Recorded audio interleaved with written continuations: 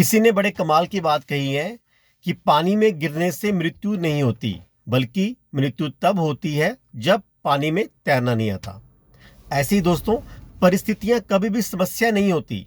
परिस्थितियां समस्या तब बनती हैं जब उनसे निपटना नहीं आता। जी, मैं अमित शर्मा, हिमाचल से आज फिर आपके साथ मंडे मोटिवेशन में एक कहानी के साथ आया हूं। तो आज की कहानी है एक ऐसे राजा की जिसके राज्य में प्रजा बहुत खुश थी, राज्य बहुत समृद्ध था। लेकिन वो राजा दिव्यांग था। उस राजा की एक आंख नहीं थी और एक टांग नहीं थी, पर इसके बावजूद प्रजा भी बहुत खुश थी और राजा भी बहुत खुश था। तो इतने में एक दिन वो अपने जब महल में घूम रहा था, उस महल के गलियारे में घूमते घूमते वहाँ पे एक सब उसके जो पूर्वज थे उनकी पेंटिंग लगी हुई थी, पोर्ट्रेट लगा हुआ था। उसके पिताजी का, उसके पिता के पिताजी का, उनके पिताजी का।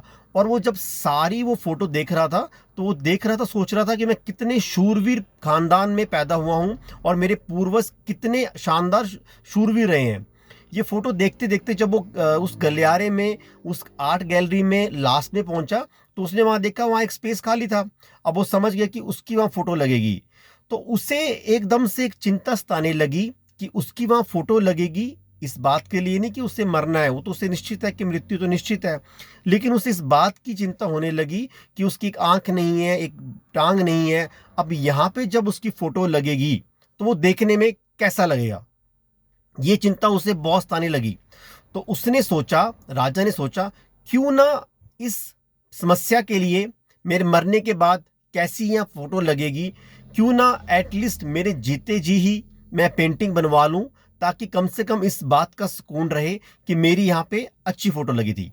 चलिए, राजा ने ऐलान करवाया पूरे राज्य में, इवन राज्य के दूसरे राज्यों में भी, कि जो पेंटर राजा की सबसे शानदार पेंटिंग बनाएगा उसे भारी भरकम इनाम दिया जाएगा।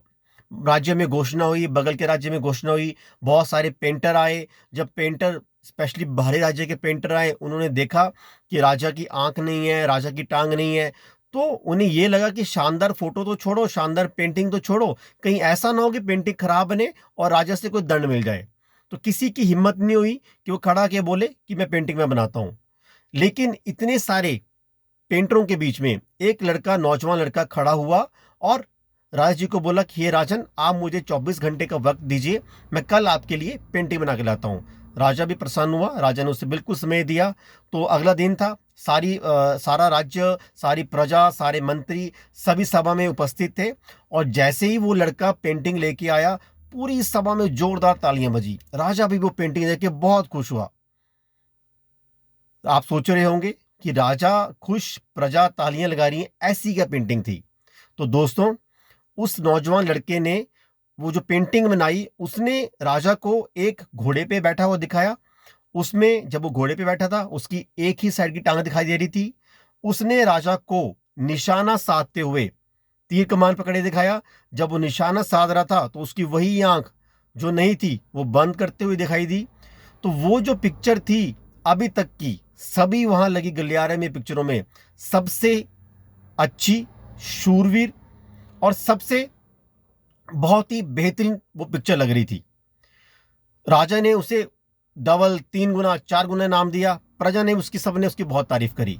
तो भाइयों, दोस्तों, ये कहानी है ना सिर्फ एक राजा की तस्वीर बनाने की, एक अलग नजरिया देखने की, बल्कि संकट, समस्या सबके लिए होता है, लेकिन उसमें जो अपनी सोच को सकारात्मक, पॉजिटिव रखता है, ट्रस्ट मी, कैसी भी समस्या हो, कोई भी मुश्किल हो, अगर आपकी सोच, हमारी सोच पॉजिटिव है, तो हम उसमें कोई ना कोई समाधान निकाल लेते हैं। तो दिन की शुरुआत करिए, अपने हफ्ते की शुरुआत करिए, सकारात्मक सोच को अपने साथ रखिए।